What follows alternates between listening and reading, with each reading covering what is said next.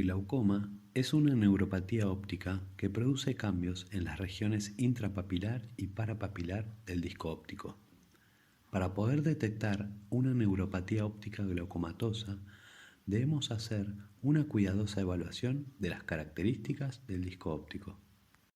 En ojos sanos, la excavación o relación copa-disco suele ser simétrica entre ambos ojos, y si bien una asimetría de 0,2 o más en la excavación es sugestiva de daño glaucomatoso, esta evaluación depende del tamaño del disco óptico. En la población, el tamaño del disco difiere ampliamente. El espesor del anillo neuroretiniano y el tamaño de la copa varían con el tamaño del disco. En promedio, el diámetro vertical del disco es de aproximadamente 1,5 milímetros. Un disco óptico sano, pero grande, va a tener una copa de mayor tamaño y por ende su relación copa-disco será mayor, por lo que puede ser erróneamente considerado como glaucomatoso. Por lo contrario, un disco óptico pequeño y glaucomatoso puede ser erróneamente considerado como normal debido a que sus fibras quedan más compactadas en el anillo neuroretinial y alrededor de una copa pequeña, pudiendo observarse engañosamente como una excavación no glaucomatosa. Es muy importante poner en contexto el tamaño del disco para poder evaluar más certeramente la excavación. Si bien la medición del tamaño del disco mediante estudios complementarios es más exacta y menos subjetiva que la evaluación clínica, hay un par de métodos que vale la pena mencionar para estimar de una forma relativamente simple cuando un disco óptico es grande, mediano o pequeño. Antes de realizar estas mediciones, lo primero es identificar el anillo escleral para visualizar los límites del nervio óptico y su tamaño. Debido a que el anillo escleral peripapilar no pertenece al disco óptico, el incluirlo dentro del área del disco aumenta erróneamente el área del anillo neuroretiniano, disminuyendo también la excavación y pudiendo consecuentemente pasarse por alto un daño real. Se puede estimar el tamaño del disco midiendo la distancia en diámetros de disco entre el disco óptico y la fóvea. Cuando el disco óptico es de tamaño normal, la distancia entre el disco y la fóvea es de aproximadamente 2 diámetros y medio de disco. A menor distancia, mayor tamaño del disco óptico y viceversa. De esta forma, el disco que estamos evaluando con este método sería más grande de lo habitual. Otra forma para calcular el área del disco es usando una lente de magnificación en la lámpara de hendidura, midiendo el diámetro vertical del disco con el micrómetro de la lámpara y multiplicando por el factor de corrección para el tipo de lente. La luz debe ser coaxial con el eje de observación y el haz de luz debe ser fino y debe medirse el diámetro vertical del disco por dentro del margen interno del anillo escleral. La medida vertical del disco que tomemos con el micrómetro va a variar según las dioptrías de la lente y la marca de la misma. Esta medición que hagamos debería multiplicarse por un factor de corrección que va a ser distinto para cada lente. Para simplificar las cosas, la Asociación Europea de Glaucoma hizo una tabla donde podemos correlacionar directamente la medición vertical con el área del disco, evitando así hacer la multiplicación. Por ejemplo, si usamos una lente Volk de 78 dioptrías y el diámetro vertical nos da menos de 1,3 milímetros, este nervio óptico tendría un área de disco pequeño, menor a 1,6 milímetros cuadrados. Y si, por ejemplo, hacemos esta medición con una Volk de 79 dioptrías y la papila nos da más de 1,45 milímetros, estaríamos ante un disco óptico grande de un área de disco mayor a 2,8 milímetros cuadrados. Es de fundamental importancia evaluar el anillo neuroretiniano del disco en la búsqueda de una disminución difusa o localizada. La combinación de la forma verticalmente ovoide del disco óptico con la copa óptica horizontalmente oval explica la configuración habitual del anillo neuroretiniano, cuyos espesores mayores son los correspondientes a las zonas inferior y superior y las de menor espesor, las nasal y temporal.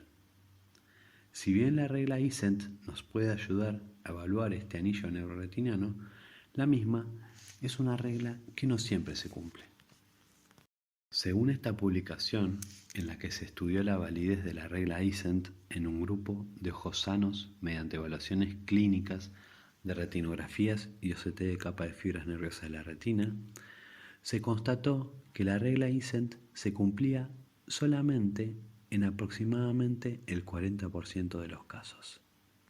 En un 30% de los casos, el anillo neuroretinal nasal tenía un mayor espesor que el anillo neuroretinal superior. En el 15% de los casos, el anillo nasal era más delgado que el anillo temporal, y en el 11% de los casos, el anillo nasal fue de mayor espesor que el anillo inferior. Entonces, según este estudio, la regla Isent es válida solo para el 40% de los ojos sanos. La principal razón para que no se cumpla esta regla fue la variación del anillo neuroretinal nasal. Si excluimos de esta evaluación al sector nasal, la regla IST se cumple en aproximadamente el 70% de los casos. En esta fotografía vamos a evaluar de mayor a menor el espesor del anillo nasal, inferior, superior y temporal. No se cumple la Isent debido a la variación del anillo nasal, siendo este más grueso que el anillo inferior.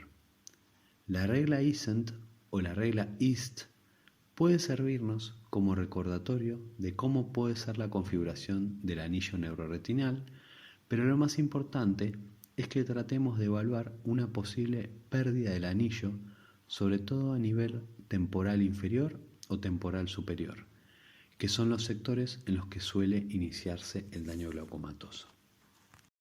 En el glaucoma, la pérdida del anillo neuroretinal ocurre en todos los sectores del disco óptico, cuyo orden se va afectando dependiendo del estadio de la enfermedad. En los ojos con daño glaucomatoso leve, la pérdida del anillo suele encontrarse predominantemente en los sectores infratemporal y supratemporal. En los ojos con glaucoma moderadamente avanzado, la región temporal horizontal del disco es la que padece la más marcada pérdida. En los glaucomas muy avanzados, el remanente del anillo neuroretinal suele localizarse principalmente en el sector nasal. Hay que tener en cuenta que la pérdida focal de las fibras del anillo neuroretinal no es la única forma en la que un nervio óptico se excava y que también la pérdida de fibras podría producirse de forma difusa, ocurriendo en todos los sectores del disco, pero con uno de ellos levemente más afectado, cuya localización dependerá del estadio de la enfermedad.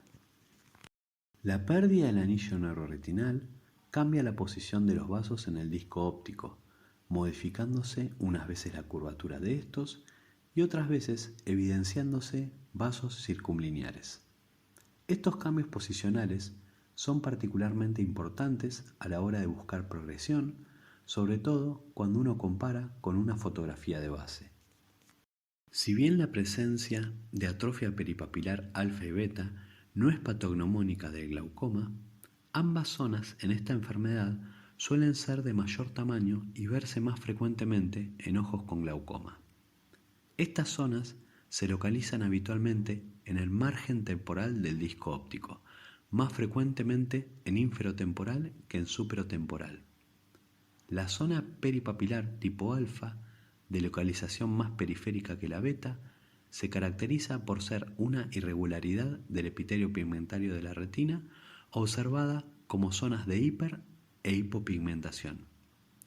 La zona peripapilar beta se caracteriza por la atrofia del epitelio pigmentario de la retina y la coriocapilares e histológicamente por una pérdida casi completa de fotorreceptores, visualizándose como esclera y vasos largos coroideos.